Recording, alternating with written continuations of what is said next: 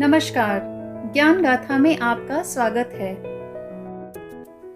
परमवीर चक्र भारत का सर्वोच्च सैन्य अलंकरण है, जिसे युद्ध के दौरान वीरता के विशिष्ट कार्यों को प्रदर्शित करने के लिए प्रदान किया जाता है। यह पुरस्कार दुश्मन की उपस्थिति में सबसे विशिष्ट बहादुरी दर्शाने के लिए दिया जाता है। लेकिन क्या आप जानते हैं कि इस वीरता पुरस्कार की रचना स्विस मूल की एक महिला ने की थी, और यह भी कि उन्होंने अपनी प्रेरणा किसी और से नहीं बल्कि भारत के सर्वोच्च श्रद्धेय ऋषि दधीची से ली थी। ज्ञान गाथा के आज के भाग में हम जानेंगे परमवीर चक्र के निर्माण की कहानी। परमवीर चक्र भारत का सर्वोच्च वीरता पुरस्कार है, जिसकी रचना एक हंगेरियन रूसी महिला द्वारा की गई थी। उनका नाम था यवोन मैदे, जो एक भारतीय सेना अधिकारी विक्रम रामजी खानोलकर से विवाह करने के बाद सावित्रीबाई खानोलकर के नाम से जानी जाती थी। विवाह के बाद यवोन भारतीय में रूपांतरित हुई। उन्होंने नालंदा विश्वविद्यालय से हिंदू शास्त्रों में डिग्री ली। भारत की आध्यात्मिकता के प्रति उनका गहरा झुकाव था। सर्वप्रथम आइए इस अद्भुत महिला के बारे में एक संक्षिप्त जानकारी लेते हैं। यवोन मैदे का जन्म स्विट्जरलैंड के न्यू शैतेल में एक हंगेरियन पिता और रूसी मां के पुत्री के रूप में हुआ था। 1929 में वह विक्रम खानोलकर से मिली, जो भारतीय सेना में एक युवा कैडेट थे। वे सैंडहर्स्ट में प्रशिक्षण ले रहे थे और उन्हीं दिनों अवकाश पर स्विट्जरलैंड आए थे। दोनों ही प्रेम के बंधन में बंध गए। यवोन 1932 में भारत आई और लखनऊ में विक्रम खानोलकर से विवाह कर लिया। लेकिन यवोन के पिता इसके लिए बहुत उत्सुक नहीं थे। विवाह के बाद उन्होंने अपना नाम सावित्रीबाई रख लिया। अपनी यूरोपीय पृष्ठभूमि के बावजूद उन्होंने जल्द ही हिंदू परंपरा को अपना लिया। वह एक शाकाहारी बन गई। उन्होंने मराठी, हिंदी और संस्कृत बोलना सीखा और भारतीय संगीत, नृत्य और पेंटिंग भी सीखी। उन्होंने खुद को एक यूरोपीय शरीर में भारतीय आत्मा की तरह समझा और कभी भी स्वयं को विदेशी कहलाना पसंद नहीं किया। हिंदू पुराणों में उनकी गहरी रुचि थी, जिसे उन्होंने बड़े पैमाने पर पढ़ा और भारत के प्राचीन इतिहास और इसके मिथकों का भी अध्ययन किया। और यही कारण था कि स्वतंत्र भारत के पहले adjutant general major general Hiralal Atal ने परमवीर चक्र की रचना करने में उनसे सहायता मांगी। पुराणों के अपने व्यापक ज्ञान के आधार पर सावित्रीबाई ने ऋषि दधीची के बारे में सोचा, जिन्होंने इंद्र के लिए घातक वज्र बनाने के लिए अपना शरीर त्याग दिया था। पेश है ऋषि दधीची की यह प्रेरणादायक कहानी। ऋषि दधीची को दधिंग या दधिंचा के नाम से भी जाना जाता है, जिसका शाब्दिक अर्थ है दही से ताकत लेने वाला शरीर। ऋषि दधीची अपनी निस्वार्थता के लिए सभी ऋषियों में पूजनीय हैं।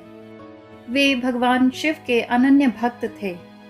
ऋषि दधीची ऋषि अथर्वन और उनकी पत्नी चिति के पुत्र थे। ऋषि अथर्वन को अथर्ववेद का रचयिता माना जाता है और उनका आश्रम नैमिषारण्य में स्थित था। साबरमती आश्रम भी उनके आश्रम का प्राचीन स्थल था। ऋषि दधीची को भगवान शिव से 3 वरदान मिले थे। पहला, कि उनका कभी भी वध नहीं किया जा सकता था। दूसरा, उनका कभी कोई अपमान नहीं कर सकता था। और तीसरा, उनकी हड्डी हीरे की तरह सख्त होगी। एक बार वृत्रासुर नामक राक्षस ने इंद्र और सभी देवताओं को स्वर्ग से बाहर निकाल दिया। वृत्रासुर को यह वरदान प्राप्त था कि उसे संसार में उपस्थित किसी भी हथियार या धातु या लकड़ी से बने हथियार से नहीं मारा जा सकता था। दुष्ट असुर वृत्रासुर ने संसार का सारा पानी चुरा लिया, जिससे सभी जीवित प्राणी मर जाएं और कोई भी मानव या देवता उसे हराने के लिए जीवित ना रहे। इंद्र और सभी देवता आशा खोकर भगवान विष्णु के पास पहुंचे। भगवान विष्णु ने उन्हें बताया कि केवल ऋषि दधीची की हड्डी से बना हथियार ही दानव वृत्रासुर का वध कर सकता है। इंद्र और सभी देवता ऋषि दधीची के पास पहुंचे और उनसे वृत्रासुर को हराने के लिए उनकी सहायता मांगी। ऋषि ने देवताओं के अनुरोध को स्वीकार कर लिया, लेकिन उन्होंने एक इच्छा प्रकट की। उनके जीवन त्यागने से पहले वे सभी पवित्र नदियों की तीर्थ यात्रा करना चाहते थे। तब इंद्रदेव ने सभी पवित्र नदियों के सभी जल को नैमिषारण्य में ऋषि दधीचि के समक्ष उपस्थित किया और उनकी यह इच्छा पूर्ण की। इसके उपरांत ऋषि दधीचि एक गहन ध्यान अवस्था में चले गए और शरीर से प्राण शक्ति को मुक्त किया।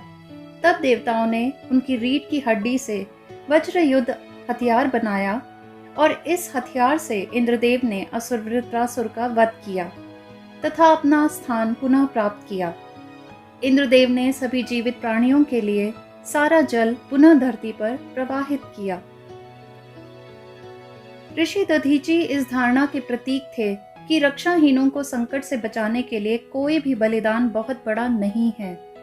ऋषि दधीचि के इस बलिदान ने भारत के सर्वोच्च वीरता पुरस्कार परमवीर चक्र की रचना को प्रेरित किया।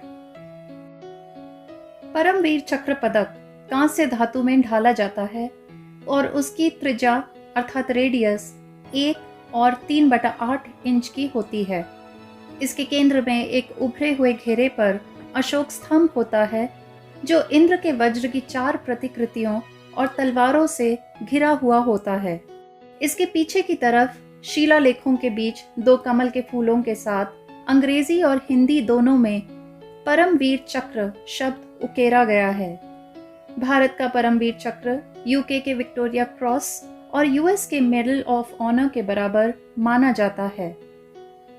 संयोग से परमवीर चक्र के पहले प्राप्तकर्ता मेजर सोमनाथ शर्मा सावित्रीबाई की बड़ी बेटी कुमुदनी के बहनोई थे, जिनकी पाकिस्तान के साथ 1948 के युद्ध के दौरान बड़गांव की लड़ाई में लड़ते हुए मृत्यु हो गई थी। अब तक 21 देशभक्तों को परमवीर चक्र से सम्मानित किया जा चुका है, जिसमें से 14 मरणोपरांत थे। 21 पुरस्कार विजेताओं में से 20 भारतीय सेना और 1 भारतीय वायुसेना से हैं। आइए हम सब मिलकर अपनी मातृभूमि के वीर सैनिकों को श्रद्धांजलि अर्पित करें, जिन्होंने अपने प्राणों की आहुति दे दी ताकि हम सुरक्षित रहें और उनके सपनों का राष्ट्र बनाने का प्रयास करें।